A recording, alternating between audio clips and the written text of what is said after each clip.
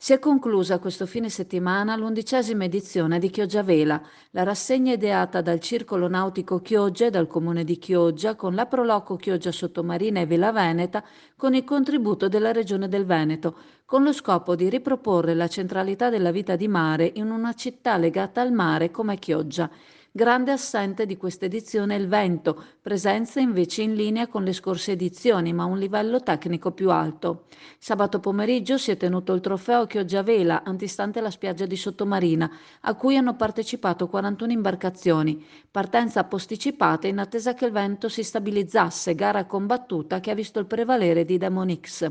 Per il trofeo Meteor al crepuscolo sono state 11 le imbarcazioni sabato dalle 18 a sfidarsi sotto nubi minacciose con la vittoria di Bloody Mary, mentre il trofeo Meteo Sharing che si sarebbe dovuto tenere questa mattina davanti al bacino di Vigo è stato annullato a causa delle condizioni meteo.